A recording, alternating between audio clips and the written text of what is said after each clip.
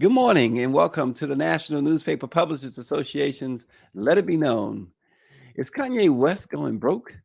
Following his repeated troubling remarks about George Floyd, Jewish people, and his continued close association with known white supremacists, the entertainer known as Ye faces some serious financial issues, and we'll dig a little into that. Also, Brett Favre, the retired NFL football player who received millions of dollars from Mississippi's welfare system, is asking a judge to remove him from a lawsuit where the state is trying to recoup as much as $77 million in funds taken from the welfare system in Mississippi. The real question is why Favre hasn't been charged with a crime. That's the real question. But first, we began with a major guilty verdict against the leaders of the Oath Keepers from the January 6th riot at the U.S. Capitol. And we do all that with attorney Robert Tarver of the Tarver Law Firm in New Jersey. Good morning, Attorney Tarver. There he is. Yeah, I'm here. Good morning. Good to see you as always. Attorney Tarver, Stewart Rhodes, the leader of the far-right Oath Keepers militia, was convicted on Tuesday along with one of his subordinates of seditious conspiracy as a jury found him guilty of seeking to keep former President Donald Trump in power through an extensive plot that started after the 2020 election and culminated in the mob attack on the Capitol. This is a serious charge. I understand he's facing up to 60 years in prison. Well, yeah, interestingly enough, no American has ever been convicted of seditious conspiracy. The last time the government tried it, they failed. And so for so many years, decades, they haven't even tried to use this particular charge because it is so difficult to prove. You have to actually prove that individuals in concert with other individuals, acting with other individuals, attempted to overthrow the government of the United States. Here, it was a lot easier because we now live in a technological age unlike any other. And so you've got all these texts from Stewart Rhodes between himself, other Oath Keeper members, and other members of even government that show what his intentions were. We didn't have to guess what was on his mind here. On his mind here were very clear intentions of overthrowing the United States government on January 6th. And so what's the scenario? I mean, they say up to 60 years in prison. What's the likely scenario? I mean, you just said that this is the first time that someone's been convicted of such a charge. So perhaps that's hard to say the likely scenario, but is he gonna get those 60 years? Seditious conspiracy carries with it a 20-year maximum sentence. There are other charges for which he was convicted, which carry with it a likely time. And that's how you get to the 60 years. But the one thing about the federal government system that's different than most state systems when it comes to a sentence is that we have what are called sentencing guidelines. And those sentencing guidelines basically lay out and give you points for what the actions that were taken. And so if the actions were taken in a certain way, you get a certain amount of points. If you have a prior record, you lose points. If it's in concert with other people, you get more and more points. Those sentencing guidelines are supposed to be advisory, but most judges will stick very closely to them. And those sentencing guidelines are extremely harsh. So it is very likely that Mr. Rhodes is going to do somewhere near that 20-year period of time. Now, the reason why I say the 20-year as opposed to the 60-year is the judges have the choice of whether to make certain charges consecutive. In other words, 20 years on top of 20 years on top of 20 years, which equals 60, or make them concurrent so that you would get 20 years on this charge, 20 years on that charge, 20 years on this charge, and they all run together at the same time. The likelihood here is you're not probably looking at 60 years, but I do believe because of the seriousness here and because of what the guidelines require, you're looking at least 20 years, and that is probably at least 1/3 of Mr. Rhodes' lifetime, if not more. And it's certainly a message, right? Not just for Mr. Rhodes, but for any future attempts, because we still have a very tenuous political system in which this could happen again. And perhaps, Attorney Tarver, and perhaps you could speak to this, perhaps this is the deterrent necessary to prevent something like this from happening again. Yeah, you know, the people talk about the criminal justice system having two prongs, one of which is retribution, which is not supposed to have, but the other is deterrence, punishment and deterrence.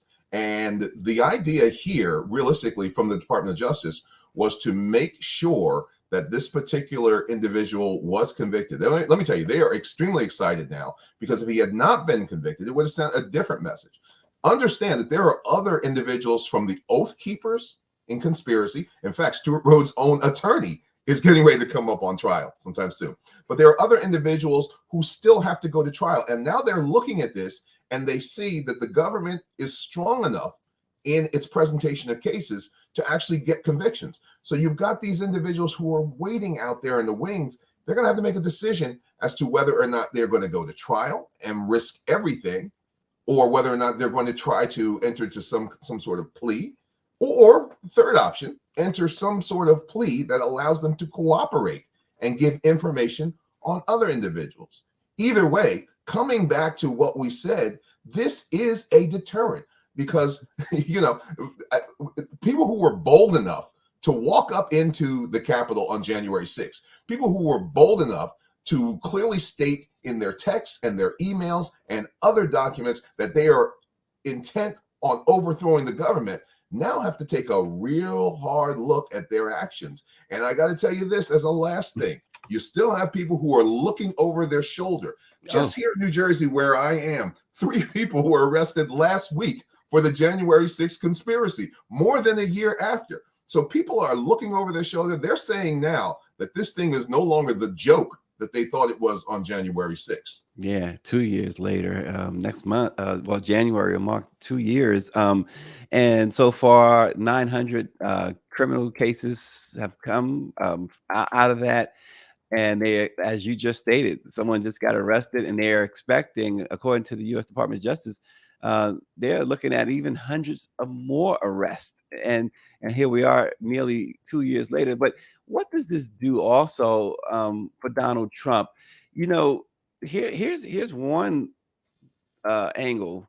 If he gets back in, and this is something that Kanye West, and we'll talk more about Kanye West a little later, but he, in his discussion with Donald Trump, he was kind of pushing the former president. Why didn't you just pardon these people? If he gets back into the office, can he pardon these individuals, including Rhodes? Well, technically, he probably could. The pardon, the ability of the president to pardon is one that has not been fully ferreted out, because we've never needed to do that before. We've always, in a number of ways, presumed that presidents would act in a manner that's consistent with honor and integrity. And in some cases, it's always been, there's been a kind of a close line. You remember the Clinton years where he pardoned a number of individuals that were involved in I guess it was Whitewater. But no one ever presumed that you would have a president who would act in a way that's consistent with seditious conspiracy and be in a position to pardon people who participated in that conspiracy. So that is a real question as to whether or not he could do that. But the bottom line is, realistically, people are wondering whether or not these actions, all of these actions in Donald Trump moving forward with his candidacy, could stop a conviction or stop an investigation. It can't. There's nothing of him being a candidate. There is nothing of him declaring himself as president. There is nothing that could stop this thing from moving forward. He could be indicted tomorrow, and there's nothing statutorily that could stop the Department of Justice from doing that. It'll be interesting as we get closer and closer to the 2024 election. I mean, election season is going to get underway really quick too. So we'll see how this plays out. You've been making football analogies. You know how it is when a defense, a receiver, starts to hear footsteps, which is when the defensive back is closing in on them. That's what Donald Trump has to be feeling now, because the Georgia prosecution, the Georgia grand jury, that is moving forward at lightning fast speed. They are interviewing people over and over and over again. And now you have a conviction on seditious conspiracy, and we know what the elements are. The elements are almost the same as what Donald Trump has participated in. Yeah. And so it's no longer looking like a impossibility. It's looking like a possible scenario for Donald Trump actually being convicted on the facts of what he actually engaged in on January 6th and all the activities leading up to January 6th. That is going to be interesting. It's going to be interesting to say the least. It already Well, is. well, and speaking of investigations or perhaps lack thereof, attorneys for former NFL star Brett Favre filed court papers in Mississippi seeking to dismiss a civil lawsuit against him tied to a state welfare fraud scandal. Of course, Brett Favre was sued in May by the state welfare agency after he received $1.1 million in federal welfare funds intended to lift children out of poverty in the poorest state in America. Instead of helping families, the state says Brett Favre was paid to speak at 3 different public events and 1 keynote address, but it says no speeches ever occurred. Favre's attorneys say that he and his organization, Favre Enterprises LLC, repaid the funds, and that Mississippi officials are to blame for what he calls the misspending. Attorney Tarver, here's a case where somewhat a layman like myself, and so I've heard others talk about this. If that were me or someone else, we'd be behind bars right now, right? So if I walk into the bank, the local bank, and I take $500 from the teller's drawer, I know I'm taking money, and I know what's criminal to do. I know it's wrong, and I take it. But then I get outside, and somebody catches me, and I say, "Oh, well, you know what? I'm going to bring it back. I'm going to repay it." Somehow, the suggestion is that I could be exonerated from the crime. That's what we actually have here with Brett Favre, because Brett Favre and his consortium of individuals knew that they were taking money under improper circumstances. They knew and had the intent of not complying with what they were supposed to comply with in a government contract. They knew that he was compensated, and they only paid back after the activity was found out. Now, if you're going to suggest that that's the way the justice system works for everyone, I got a bridge to sell you in Brooklyn, New York. That's not the way that it works. And the fact of the matter is, he's getting a real humble here. He's getting over, and there's no reason why this should happen. And this shows your viewers and all of America the inequities in the justice system. First of all, you're talking about a civil prosecution here, which means that they're just seeking money damages. Where's the criminal prosecution? The fact of the matter is, what he did was illegal. Knowingly acting in a fraudulent matter is a crime, and Brett Favre should have to pay for it like every other individual. It just goes to show you that money talks, and you know what walks. Well, and not only did he get the $1.1 million, but he also lobbied the governor and others to spend $5 million in taxpayer funds to pay for the construction of a volleyball facility at the University of Southern Mississippi, where his daughter played the sport. Yes. He texted Governor Phil Bryant, who was governor at the time, to push for state money to be invested in a Florida-based experimental drug company where he was the single largest independent investor. Major stockholder. Yeah. This is insane. Yeah. It's absolutely insane. And put this in context. Mississippi is basically the poorest state in the union of 50 states. People are living below the poverty level at an astounding rate in Mississippi. And you're talking about government funds, taxpayer dollars, now going to Brett Favre's daughter so that she can play volleyball at the University of Mississippi, Southern Mississippi. Doesn't make any sense at all that there's not a criminal prosecution here. And the problem is there are not enough voices standing up and saying that there should be a criminal prosecution. That's probably in part because Brett Favre is a folk hero down in Mississippi. But the fact of the matter is, he, like everyone else, should have to deal with these consequences. Remember how they came after Mike Espy, down in Mississippi? Let's be real, for nothing. And Brett Favre has all of this in plain sight, and he's getting away with it. Well, can the federal government step in? The Department of Justice step in?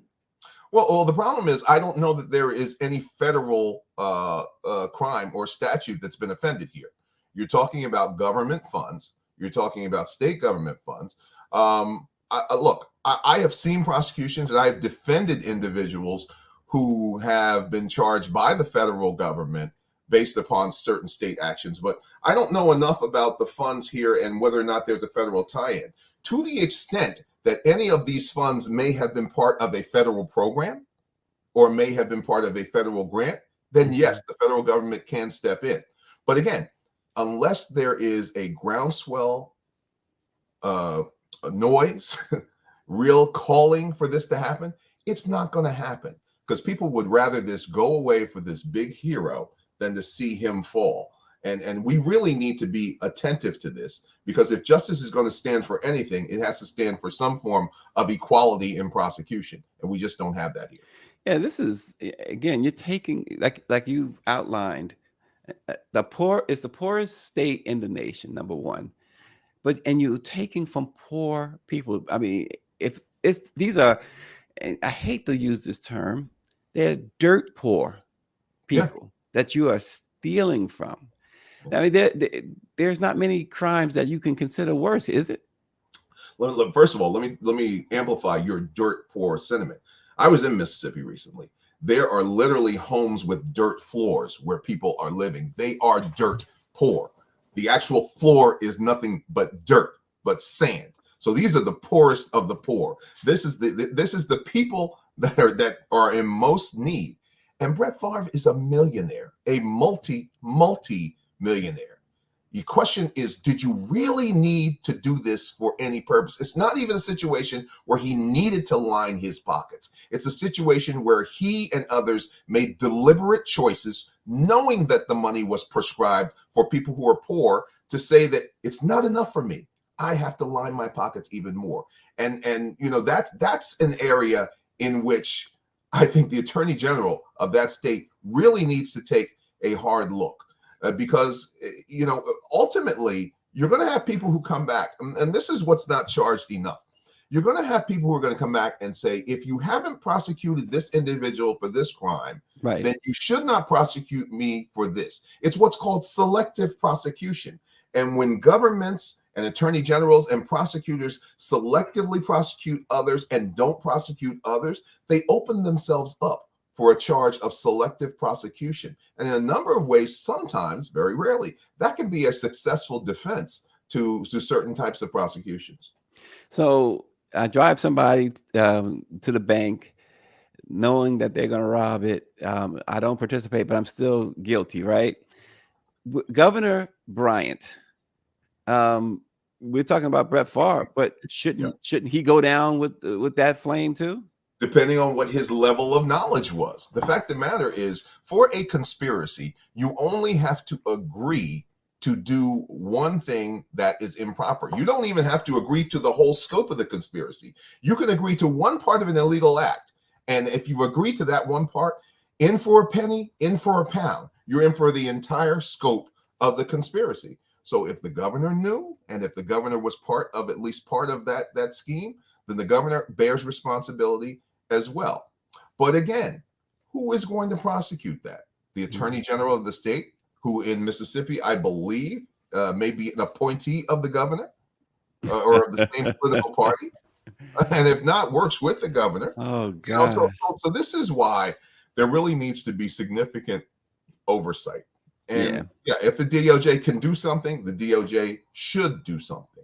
So they're moving right now to dismiss the lawsuit. You know, that's of no consequence. We don't care about it. Yeah, dismiss the lawsuit. The lawsuit's not important, because even if there is a judgment against Brett Favre, it's not going to deal with the criminal aspects of his behavior. So this is really just a sideshow, the fact that they even brought the civil lawsuit at this point.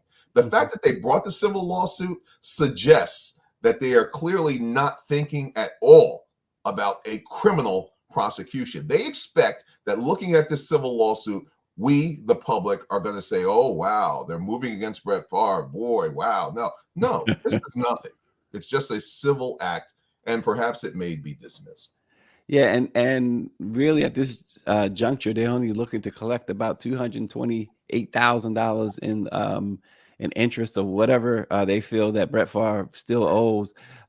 So for Brett Favre to come out now and try and get this dismissed, it's ridiculous. Just pay the money you pay back the 1.1 million, just pay it and keep it moving, right? Well, that's the arrogance of the whole thing. The arrogance of this whole thing is that by way of this lawsuit, they've actually accepted his version. They've accepted his version that he's not acting in a criminal manner, and they're saying, okay, well, you haven't paid back enough of what you're supposed to pay back. This is a sham. It is a group of individuals, unfortunately, who have gotten together and have decided how they're going to handle this in a non-criminal fashion. They've made their decision, and pretty much this is where we are. He's gotten away with it. Actually, question: Herschel Walker, for instance, Oh. we know we know that he doesn't have any property in Georgia. And in fact, as recently as June, he talked about living his home being Texas. And is there any fraud here? Because he had to fill out those forms under penalty of perjury, right? Yeah. I mean, first and foremost, I think you kind of have to be a resident of the state of Georgia to be a representative in the Senate from the state of Georgia. So let's deal with that aspect first and foremost. Whether, I don't understand how it is that this is just now coming up. All right, but it is just now coming up. They've chosen not to deal with the Warnock campaign has chosen not to deal with this in any sort of filing at this point. My suspicion is that they believe that they have headwinds against them and they would rather win this thing outright. However, if you see that he loses this, I expect a full-on challenge as to Herschel Walker's candidacy. That's on the candidate side. Now, let's talk about the fraud side. The fact of the matter is, here's the big mistake that he made. The big mistake that he made is signing documentation that suggests that he lives in a state where apparently he does not live. That is a federal offense. And the fact of the matter is, people have got to start waking up to what the power of the federal government really is in these circumstances. These federal statutes for fraud, the federal statutes for false representations, misrepresentations on documents, misrepresentations to a federal agent, those things are onerous. You must do time in most cases for those types of offenses. And I would not be surprised to see people looking further into this. And I would not be surprised that if he does, and they can establish his residency in Texas, I would not be surprised to see him prosecuted. Yeah, I wouldn't be surprised either because, he is not the most liked or well-liked individual. Republicans are just using the guy. Let's face it. They're trying to get a seat. You or I can sit in that seat as far as Republicans are concerned, as long as we support their cause, their mission. So. Well, people should stick to what they do. You don't see me trying to get out there, with a football and play with, in the NFL. I can't do it. I just can't do it. And you'll be hearing those footsteps all the time. Eastwood once said, "A man's got to know his limitations." Herschel hasn't been told about what his limitations are, but we see them every day. Well, does Kanye West know his limitations, or is his limitations up? Because the IRS has put, according to Kanye, who now goes by Ye, the IRS has put a $75 million hold on 4 of his accounts. He said he owes about $50 million in taxes. Before his anti-Black, anti-Jewish rants, Kanye was said to be worth about $1.5 billion. That estimate quickly dwindled to about $400 million. Now, he not only has to pay the IRS back $75 million, but Adidas is said to be suing him for $225 million. And he just announced yesterday his divorce was settled with Kim Kardashian, and he's on the hook for more than $200,000 a month in child support. This guy, you talk about a fall. I mean, you fall, and sometimes you hit things on the way down. That guy just fell straight down. Well, there's a certain sadness to this because it is obvious, I think, to most observers, and it was obvious for a very long time, that following the death of his mother, Kanye West suffered some significant mental difficulties. It is obvious in listening to him that there are some mental difficulties that are going on here. And it is obvious to anyone who's looking at what he's doing now that he hasn't gotten the help that he needs to get. Now that's a problem, and there's no one close enough to him to do it. Be that as it may, and you set that aside, the man is dangerous. And he's dangerous because he has waded into certain waters, certain political waters. From a historical perspective, he's being used as a black man for the destruction of black people. There's no question about that. When you see him walking around with a White Lives Matter t-shirt, that's no accident. He's being used to portray something that's detrimental to the black community, to portray a message that his handlers would like him to portray. And that's a huge problem. Do I think he stands a chance of going broke? Yeah. You know, if his mother were alive, she would have told him, don't go messing around with stay out of those folks' business. With certain people. You know, you got to know who to mess with and who not to mess with. And I'll leave it at that. But, you know, he has made some significant and serious mistakes here. And there is no one that seems to be looking out for his interests. Yeah.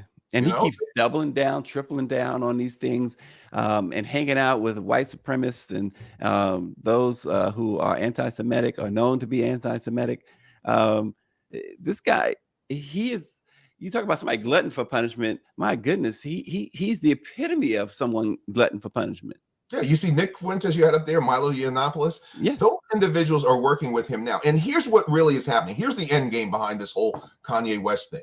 Trump's former manager is now involved with Kanye West. This is not what they want to portray as an assault of Kanye West against Donald Trump. No. What this is meant, it is meant to be an attraction to black voters. They still think, based upon Herschel Walker and other types of ideas here, that they can co-opt the black vote by way of its entertainment side. So, you know, they believe that Kanye West has enough of a following that he can siphon off black votes enough to allow Donald Trump to be able to be successful in a 2024 run. The whole idea that Kanye West has lined up with these individuals who are synonymous and have been part of the Trump campaign in the past, and we're supposed to think that that's not a scheme. This is a scheme, and this is the type of thing. And what it should show us is what they think about the level of sophistication of black people. This shows you just how little they think we are able to discern these types of tricks. But you know, the black community has grown so far beyond that. And doesn't it also, Kanye's financial situation also seem to indicate something that is really, really interesting, that they can take it from you as a black person, as a black successful entertainer, as a black successful businessman. You're not necessarily, well, in Kanye's case, he certainly was beholden to others, right? It reminds me of George Jefferson. You know, George made this money, but he always seemed to be beholden to Mr. Whitendale. You know, and we're telling our age here. but you know, Dave Chappelle said it best, I think, on that, in that monologue. You know, that whole, why he didn't do a sneaker deal, why he didn't do this deal or that deal, because no one had a hold on him. Yeah, and that's why, despite they say he's been homophobic, transphobic, however you pronounce it, I don't mean any disrespect. And he's been even anti-Semitic, but he's not been someone that they've been able to cancel. Yeah. Well, look, the problem with Kanye West is that Kanye West has delved into waters where his finances are vulnerable. Now, there are plenty of African Americans whose finances are not vulnerable. Robert Johnson, his finances were never vulnerable. Byron Allen right now, who was, you know, his finances are not vulnerable because they're in a position to control the assets where they are involved. Once you get involved in assets and areas where you don't have control, that's where you're vulnerable. Yeah, all right. You have a deal with Adidas. Look, if that's the deal and you keep your deal and you keep it going, you know, in the right fashion, you're not really vulnerable. But he placed himself in a position of vulnerability. And that's the danger when it comes to, look, comedians will do it all the time. Comedians are always in the danger zone. because part of comedy is the social commentary. That's what comedy really is. You've got to be able to make social commentary, and sometimes you're going to run afoul of certain areas. So I understand Dave Chappelle, but a person like Kanye West, he has deliberately injected himself into those areas, and that's not necessarily the case for all Black people and all people of color in terms of their funds. Now, we do enjoy a certain amount of vulnerability for being, for example, charged with certain acts that we may not have been committed, charged with certain things that they don't charge white politicians or white entertainers with. You know, you see white entertainers acting crazy every day, or you may not even see them because they don't show them, but they act as crazy as the Black entertainers, but you don't see them being charged on a regular basis like that. There is an intolerance that America has for Black successful people. And Kanye West, unfortunately, has flirted with that, and he's learning, to kind of paraphrase, mess around and find out. That's what has happened to him. He's made some decisions that put him in a vulnerable sphere. Dave Chappelle said he tweeted that he was going DEFCON 3 in the morning, and Dave Chappelle said, I couldn't sleep. He said, I had to wait. I couldn't wait till the morning. What is he talking about now? But he has destroyed himself. He has no one to blame but himself here. Yeah. And that takes us back to my original proposition. It's the actions are irrational. They make absolutely no sense. He makes absolutely no sense even when he's talking. Now, occasionally a good coherent thought will come out. And unfortunately, people will bite on that and say, hey, Ye says this and that makes perfect sense. But overall, the man is not making sense. And anytime that you put yourself in a position of destruction without a goal and a purpose that makes sense, that's an indication of mental illness. And that's what is the problem here, that you see people who are using him in his state of mental illness. And that is sad. Along those lines, Britney Spears got a conservator. They placed her into a conservatorship, we know, for years and years, and she was finally able to get it removed. Can Kanye be placed under a conservatorship? Look, one thing you'd have to, it would be similar to you'd have to have a real declaration that there were some mental issues.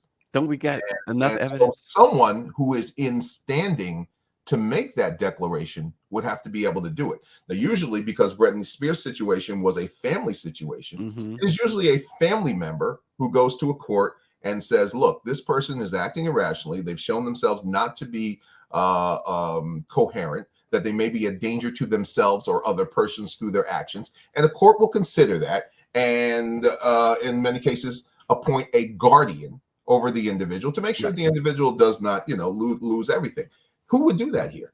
His wife could have done it at the time. His wife, Kim Kardashian, could have done it at the time, but they were so busy making money off of him as well that I don't think they cared about it. That's my own, commentary and judgment on that. And I agree.